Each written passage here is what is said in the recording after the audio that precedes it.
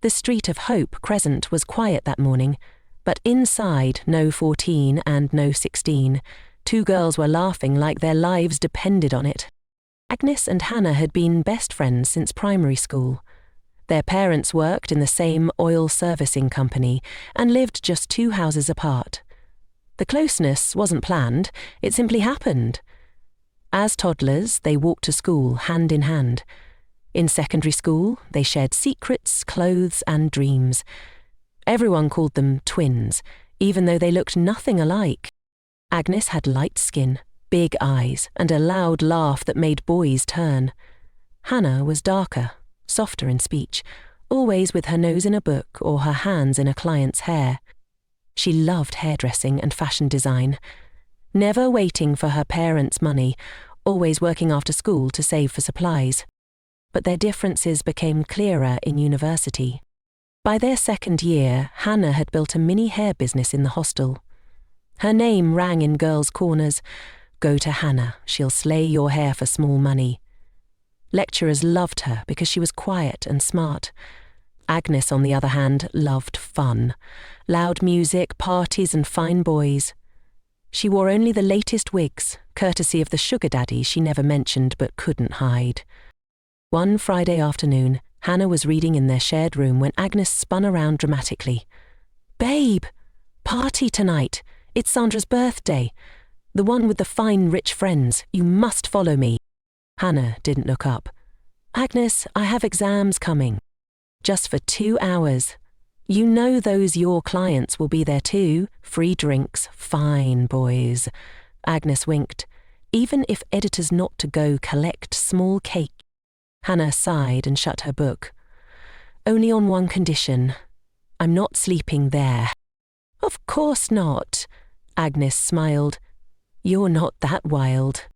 When they arrived at the off-campus apartment later that night, the atmosphere was electric. Loud Afrobeats filled the air, red cups in every hand, perfume and smoke blending under dim lights. "Hannah, is it really you?" girls squealed. "The hair queen herself came to a party." Hannah laughed nervously, adjusting her plain dress. She wasn't used to this world, but the warmth of familiar faces made her relax. Then came James. Bull, mysterious, quiet eyes that seemed to watch everything. He approached Agnes first. "Is that your friend?" Agnes smirked. "Yes, but she's not your type. She doesn't do fun." James didn't flinch. "Not this time. I'm falling for her."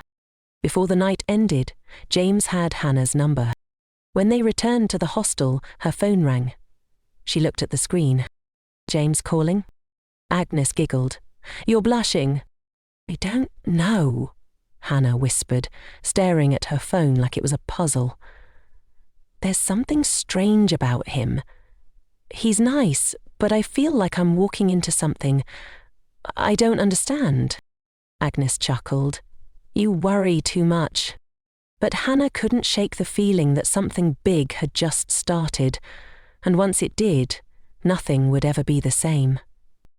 The next morning, Hannah woke up to 3 missed calls and a good morning text. "Good morning, beautiful. I hope I didn't disturb your sleep. I just wanted to hear your voice again. James." She stared at the message for minutes, heart racing. James. The quiet guy from the party. There was something about his confidence, not arrogant, but bold enough to leave a mark. Agnes rolled over in her bed, peeking at the screen. "Ah, so he messaged already. That guy is serious, oh." "I'm not sure about him," Hannah muttered. "He's too calm, too polished." "That's called class, babe. Try something different for once." Agnes yawned.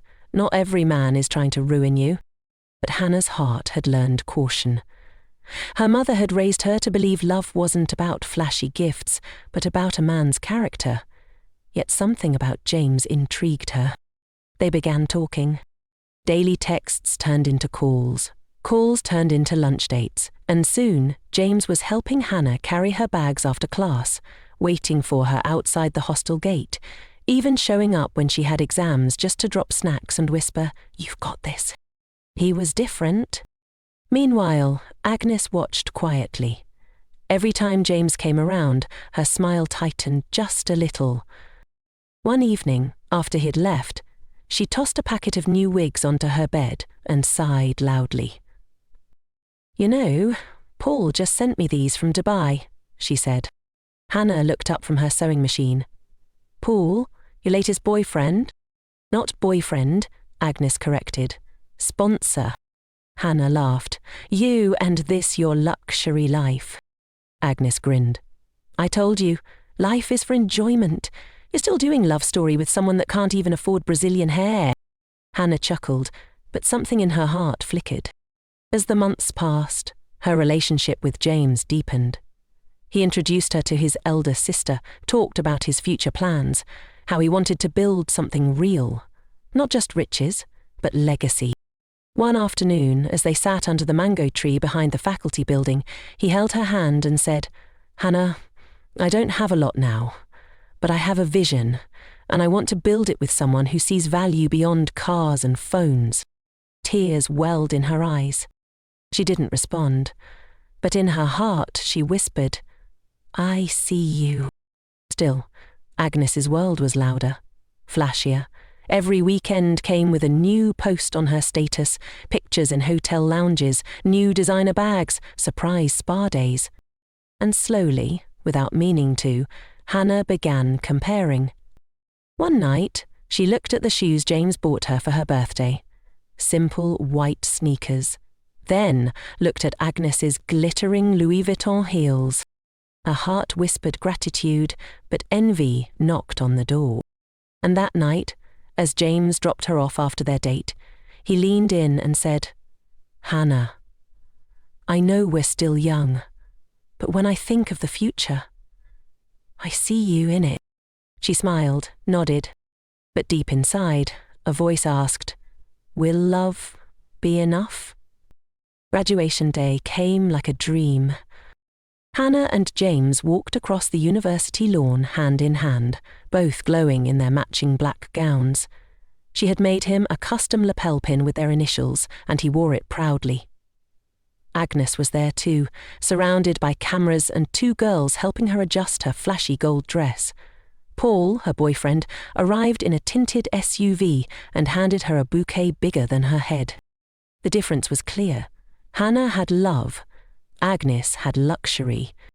After graduation, things moved fast. James secured a stable job in a tech firm. True to his word, he helped Hannah get into the same company. They weren't rich, but they were comfortable, renting a small apartment, cooking together, sharing early morning commutes.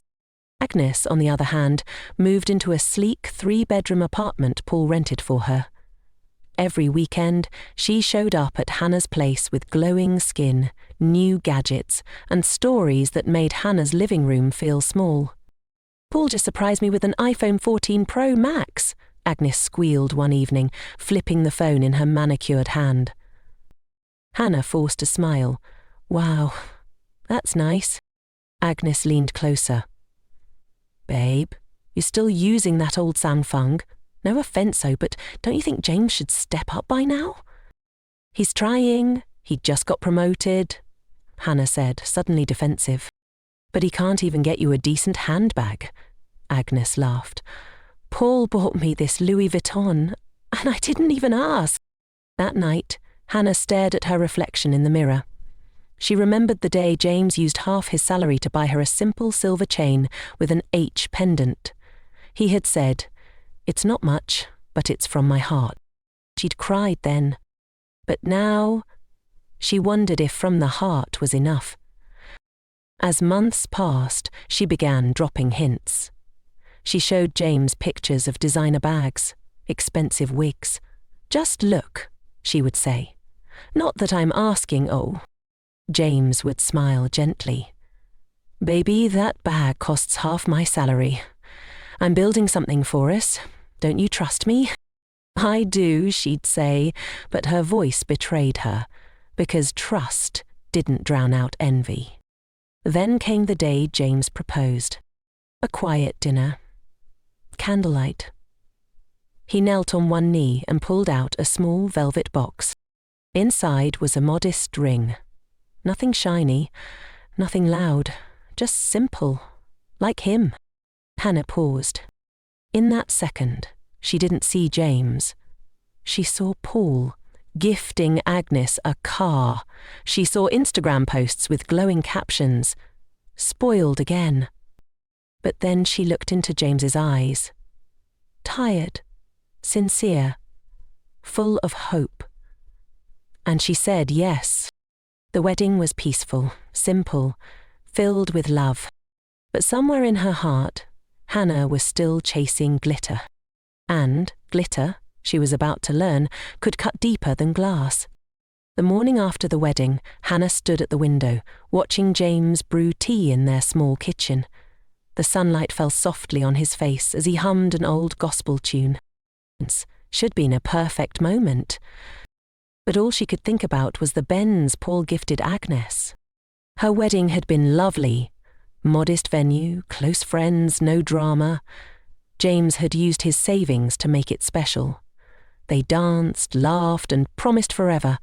But when Agnes posted pictures of her own wedding weeks later, diamond-studded dress, celebrity DJ, luxury honeymoon in Dubai, it was like someone lit a match inside Hannah's chest. Then came the video. Paul, grinning in a white tuxedo, handed Agnes keys to a brand new white Benz, wrapped in a red bow. She screamed, jumped, and kissed him while cameras flashed. Hannah watched it over and over that night. She didn't cry, but something inside her cracked. James noticed the change. She grew quiet, snapped at small things, pushed him away when he tried to cuddle her in bed. One evening, as he handed her a new dress he bought, nothing expensive, just pretty, she looked at it like it was trash. "Thanks," she mumbled, not meeting his eyes. "Hannah," James said gently, "what's going on?" "Nothing. You've been cold. Is it about the dress? The ring? Am I not doing enough?" Her silence was louder than words. James sat beside her, took her hand. "I may not be Paul, but we're not poor. We live in our own house. We eat well. You have your job. I'm saving, investing, building for us." "But where's the proof?" she snapped. "Where's the Benz? The diamond ring? You say you're building, but I don't see anything." "Dazan." James was stunned. His eyes dimmed, voice low.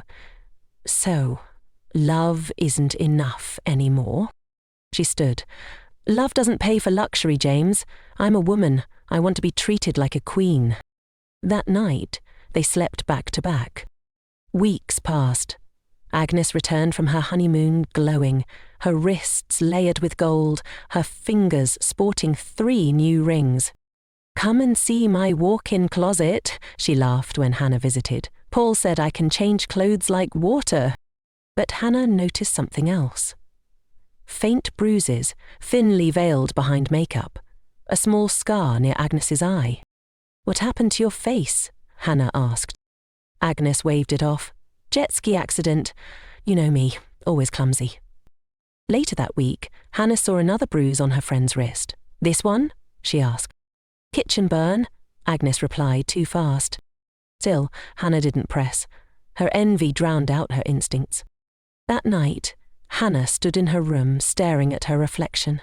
James entered behind her and placed a gentle hand on her shoulder.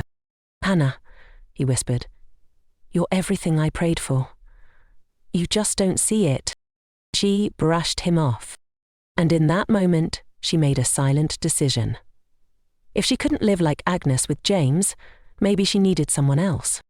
It started as a whisper in Hannah's heart, but soon it became a storm. Every time she saw Agnes with new jewelry, new clothes, a new story of how Paul surprised her with a vacation or a spa day, her frustration with James grew.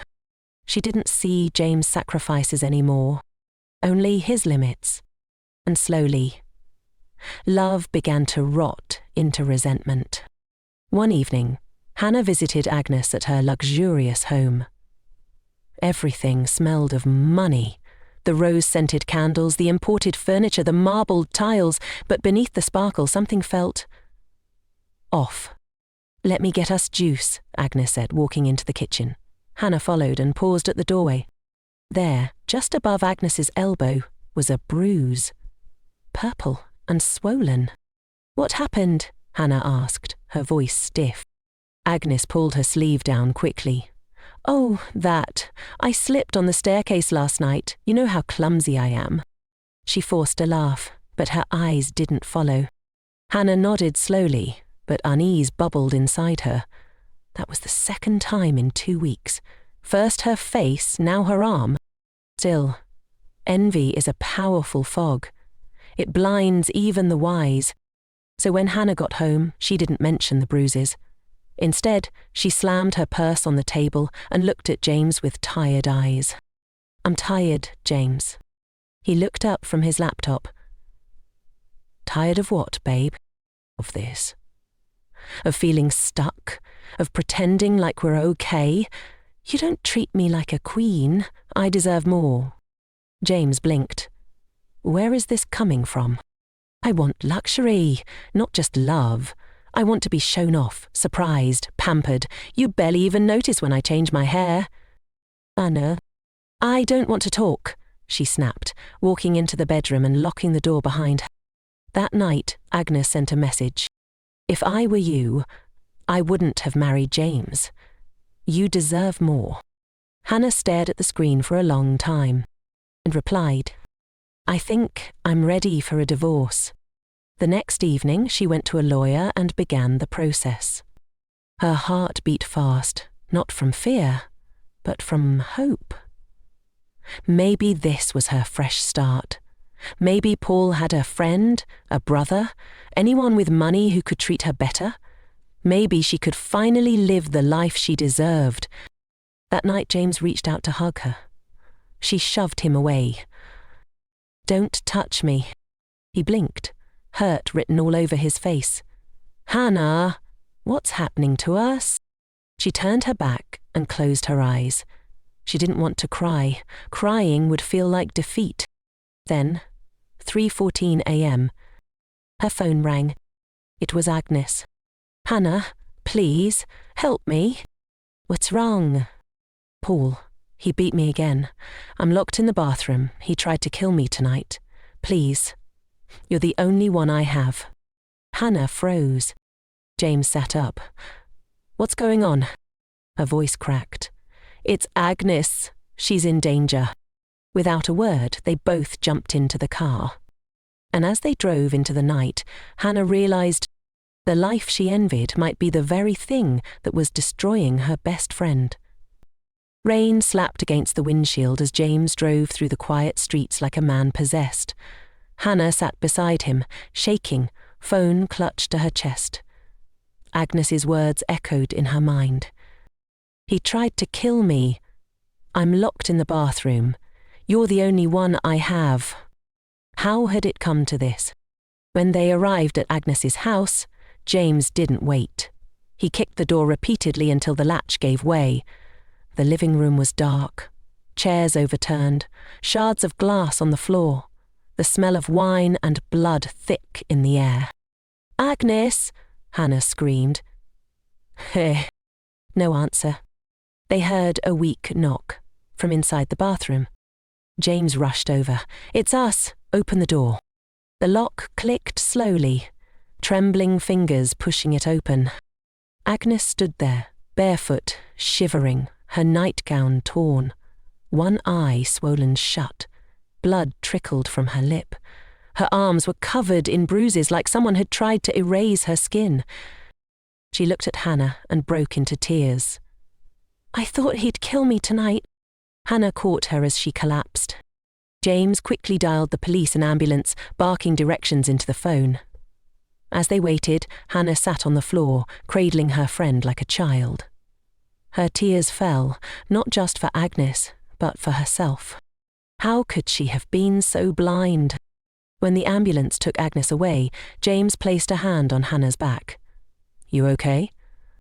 She nodded slowly, but inside she was unraveling. At the hospital, Doctors confirmed what she feared. Agnes had several fractured ribs, a minor concussion and deep psychological trauma. She was in a coma. Silent. Still. While sitting beside her unconscious friend, Hannah's phone buzzed. A message from her lawyer. "Hi, Hannah. Your divorce papers are ready. You can come in tomorrow to finalize." She stared at it for a long time. Then, slowly, she stood and walked out into the hospital hallway. James was waiting there, his eyes tired but gentle. She walked up to him and whispered, "That was my lawyer." His jaw clenched slightly. "And?" I told him to cancel it." James blinked, unsure if he heard right. "What?" She looked up at him, eyes glossy. "I don't want the divorce. I was wrong, James. Blinded by things that don't matter. I nearly destroyed our marriage over handbags and Benzes. But tonight, I saw the truth." James took her hand, unsure whether to cry or smile. "I never wanted to make you feel less," he whispered. "You never did," she said. "I just couldn't see the value in what I had. Until now." They stood there, hand in hand, hearts beating in quiet unison. Inside the hospital room, machines beeped beside Agnes. Silent witness to a life that glittered on the outside but was bleeding within. And outside, Hannah found herself praying. For Agnes, for healing, and for a second chance to love James right. 2 weeks passed. Agnes lay motionless in the hospital bed, her face pale, wrapped in bandages. Machines beeped steadily beside her, but her eyes remained shut. Hannah visited every single day, praying, crying, and waiting. James never said a word about the divorce papers again. He simply stood by her side, driving her to the hospital, holding her hand, making her tea at night, even when her guilt was too heavy to swallow. One rainy afternoon, as Hannah sat by Agnes's bedside gripping her hand, she whispered through tears, "I almost threw away the only real thing I had because I wanted to live your life. But now I just want you to live." Suddenly, her fingers twitched. "Agnes," Hannah gasped, sitting up. "Agnes, can you hear me?" Her eyes fluttered open and a weak whisper escaped her lips. "Hannah." Tears streamed down Hannah's face. "You're awake. You're okay. Thank God, you're okay." Agnes blinked, confusion clouding her swollen eyes. "Where's Paul?" Hannah swallowed. "Arrested. James called the police that night." "You're safe now, I promise." Agnes turned her head away. "I thought he loved me. I thought—" The gifts meant something, but every expensive thing he gave me was hiding a new wound. Silence filled the room. Hannah's voice broke. "I envied you. I wanted the Benz, the gold, the life. I let that jealousy cloud everything. I almost destroyed my marriage. I almost became you." Agnes looked at her, tears spilling from the corners of her eyes. "I wanted your life too, Hannah. The quiet, the kindness, the peace. I wore diamonds to hide bruises, smiled through pain, and when you started complaining about James, I didn't stop you. Because misery loves company." Both women cried, the truth pouring out like a flood. James stepped into the room, quietly setting down a flask of soup. He gave Agnes a gentle smile and placed a hand on Hannah's shoulder. "I'll be outside," he said softly. When he left, Agnes gripped Hannah's hand. "Don't let go of him, he's gold." "I won't," Hannah whispered, eyes glistening. Weeks later, Agnes began her recovery. Therapy, police reports, legal battles, but she wasn't alone. Hannah and James were there, every step of the way. And slowly, healing began, for them all. One Saturday morning, months after the storm, Hannah walked into the kitchen, now humming just like James once did. He came up behind her, hugged her waist and kissed her neck. "You smell like peace," he whispered. She turned, smiling. "That's because I've stopped chasing noise." Outside, a sleek, black SUV sat under the sun, gleaming beside their beautifully furnished duplex. Marble floors, lush green lawn and wide glass windows that let the light pour in. James had just been promoted to managing director at his company, and everything they once dreamed of was finally real. Inside, the house was a perfect blend of elegance and peace. Modern furniture, soft jazz playing in the background, and the smell of fresh flowers on the dining table.